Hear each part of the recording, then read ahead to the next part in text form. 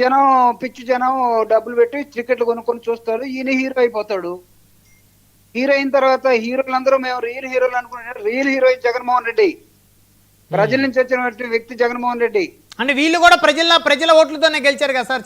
పవన్ కళ్యాణ్ గారు, చంద్రబాబు గారు, బాలకృష్ణ గారు వీళ్ళందరూ. వాళ్ళ మధ్య గొడవలు ఉంటాయి, వాళ్ళు నేర్చుకోమన్నాడు సార్ ఒకటి మీద ఒకటికి. జగన్మోహన్ రెడ్డి గారు ఈయన ఒకటే కనెక్టెడ్ అండి. ఆయన అడుగుతున్నాడు, ఆ రోజు మమ్మల్ని పిలిచాడు, సినిమా గురించి మాట్లాడు, నా పేరు 9వ పేరు ఉంది, దుర్గేష్ గారు మీరు చెప్పండి నాకు 9వ పేరు అంటున్నా. దుర్గేష్ మొన్న వచ్చాడు దుర్గేష్ గారు మంత్రిగా, ఆ రోజు మంత్రి వేరు. నేను అందుకే అంటున్నా కండిషన్ ఏం కండిషన్ అంటే ఆయన అడుగుతున్నా నేను. దుర్గేష్ గారు మొన్న గెలిచాడు జనసేన నుంచి, ఈ గవర్నమెంట్ లో మంత్రిగా ఉన్నాడు సినిమాటోగ్రఫీ. జగన్మోహన్ రెడ్డి గారి గవర్నమెంట్ లో పేరు నాని అనే వ్యక్తి సినిమాటోగ్రఫీ మంత్రి. ఐ థింక్ ఒక్కటండి, నాకు కూడా అక్కడ ఒక కన్ఫ్యూజన్ ఏంటంటే, నేను అసెంబ్లీ సమావేశాలు మొత్తం చూశాను. అయితే ఇప్పుడు ఈ ప్రభుత్వంలో ఎఫ్డిసి సమావేశానికి సంబంధించి మాట్లాడారా, లేకపోతే గత ప్రభుత్వంలో ఎఫ్డిసి సమావేశం గురించి మాట్లాడారా అనేది మళ్ళీ ఇంకొకసారి అసెంబ్లీ సమావేశాలు ఒకసారి మనం రీకాల్ చేస్తాం. బ్రహ్మనాయుడు గారు సార్, మీరు కన్ఫ్యూజ్ అయిపోయి వేరే వాళ్ళని కన్ఫ్యూజ్ చేయబోకండి. ఆయన ఇప్పుడు మాట్లాడింది ఇప్పుడు ఎఫ్డిసి. ఓకే, ఇప్పుడు ఎఫ్డిసిలో ఉన్న మంత్రులు, సీఎంలు, డిప్యూటీ సీఎంలు మొత్తం కూటమి వాళ్లే. అవును, వాళ్ళేమి ఈయన 9వ పేరు, 1వ పేరు, 3వ పేరు ఈయన పెట్టే పిలవలా. అప్పుడు జగన్మోహన్ రెడ్డి గారు ఆంధ్రప్రదేశ్ లో సినిమాటోగ్రఫీని ఎలా డెవలప్ చేయాలి దాని మీద అందరూ వచ్చినప్పుడు మహేష్ బాబు గారు వచ్చారు, నాగార్జున గారు వచ్చారు, చిరంజీవి గారు వచ్చారు. చిరంజీవి గారిని అట్మోస్ట్ రెస్పెక్ట్ ఇచ్చి పంపించాడు ఆయన. ఈ సాటిస్ఫైడ్ లైక్ ఎనీథింగ్. నాకు ఇంత గౌరవం జగన్మోహన్ రెడ్డి గారు దగ్గర దొరుకుతుందంటే నేను ఆశ్చర్యపోయినా. ఇంతలో ఆయన ఉన్నాడు. కానీ ఆ తర్వాత కొన్ని కాంట్రవర్సీలు వచ్చినాయి కదా సార్. మెగా కుటుంబ అభిమానుల నుంచి చిరంజీవి గారు దండం పెడితే చేతులెత్తి నమస్కరిస్తే జగన్మోహన్ రెడ్డి గారు నవ్వారు, ఆయన తిరిగి నమస్కారం పెట్టలేదు. ఆ ప్రైవేటు హాల్లో మాట్లాడిన వీడియో బయటికి ఎలా వచ్చింది, కావాలని చిరంజీవి గారి దండం పెట్టించుకున్నాడు జగన్ గారు అని రిలీజ్ చేశారు అని చాలా చర్చ నడిచింది. అది ఆ చర్చ గతం కూడా మనం డిస్కస్ చేసాం. అవును, మీరు అన్నది కరెక్టే. చిరంజీవి గారు నమస్కారం పెట్టారు, జగన్మోహన్ రెడ్డి గారు నమస్కారం పెట్టారు, జగన్మోహన్ రెడ్డి గారు మేడం గారు కూడా నమస్కారం పెట్టారు. చిరంజీవి గారు పెట్టినప్పుడు జగన్మోహన్ రెడ్డి గారు ఆ నమస్కారాన్ని, ఆయన ఈ వైపు లేడు, ఆయన వేరేది ఇంకోళ్ళు ఏదో పురమాయిస్తూ ఉన్నాడు పక్కన వాళ్ళని. ఓకే, సార్కి అది ఇవ్వండి అన్నట్టుగా చెప్తున్నాడు. ఓకే, అప్పుడు ఇప్పుడు ఇప్పుడు ఇప్పుడు మన ఇద్దరం మాట్లాడుకుంటున్నాం సార్.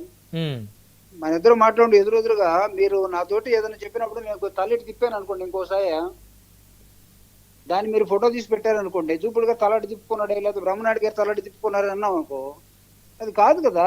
సో మొత్తానికి చిరంజీవి గారు అంటే జగన్మోహన్ రెడ్డి గారికి అభిమానం ఉంది ఒకరి మీద ఒకరికి. వాళ్ళు ఎప్పుడూ బయట విమర్శలు చేసుకోలేదు, కావాలనే దాన్ని రాజకీయంగా కొంతమంది వాడుకున్నారనేది ఇప్పుడు ఇందాక మీరు ప్రెస్ మీట్ నిర్వహించి మీ పార్టీ ఆఫీస్లో కూడా మీరు మాట్లాడారు. అవును సార్, పాపం బాలకృష్ణ గారికి మంత్రి పదవి ఇవ్వలేదండి.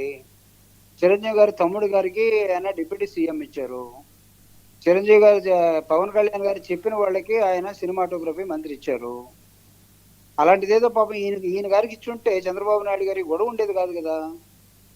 ఆ కోపాన్ని, వాళ్ళ మీద ఉన్న కోపాన్ని ఇప్పుడు అధికారంలో లేనటువంటి జగన్మోహన్ రెడ్డి గారి మీద మీరు చూపిస్తే ఏమైనా అర్థం ఉందా సార్? మీరు చెప్పండి. అసలు మామూలుగా కామన్ పీపుల్ ఇప్పుడు అసెంబ్లీ జరుగుతున్న సబ్జెక్ట్ వేరు. పాపం కైకలూరు ఎమ్మెల్యే గారు పెద్ద ఆయన మాట్లాడుతున్న సబ్జెక్ట్ వేరు. ఆయన ఈయన ఖండించాలా? ఖండించుకోమనండి. జగన్మోహన్ రెడ్డి గారి పేరు ఎందుకు చెప్పండి. అసలు బ్రహ్మనాయుడు గారు మీరు ఒక డిబేట్ మమ్మల్ని పిలిచారు సార్, ఈ సబ్జెక్ట్ మాట్లాడమన్నారు. బ్రహ్మనాయుడు గారు మనోడేలే, లేకపోతే మా ఊరేలే అని అనుకోని అర్థంకి అనుకోను, లేకపోతే మన పిల్లోడు అనుకోని నేను ఇష్టం వచ్చినట్టు మాట్లాడితే నాకు గౌరవం ఉంటుందా? ఉండదు కదా. ఇది పబ్లిక్ డిస్కషన్ కదా, ఇది మన ప్రైవేట్ కదా. అది కూడా ఏంటంటే లైవ్ కదా, అది అవును లైవ్ కదా సార్. అంతేకండి. అవును అవును.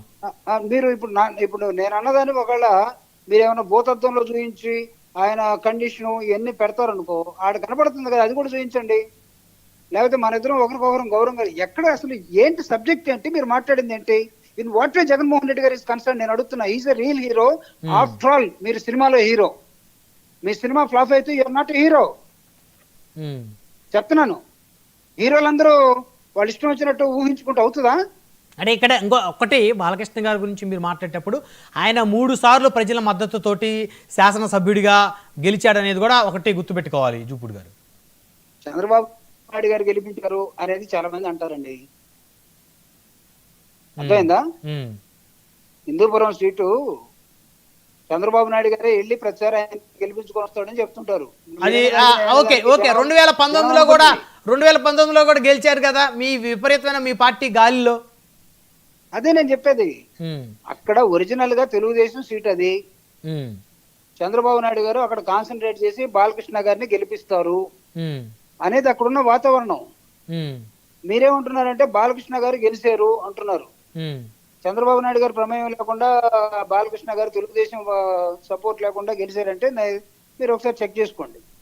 అంటే వాళ్ళందరూ కలిసి ఒక పార్టీ, ఆ పార్టీ విధానాన్ని అక్కడ ప్రజలు యాక్సెప్ట్ చేశారు 15 సంవత్సరాల నుంచి.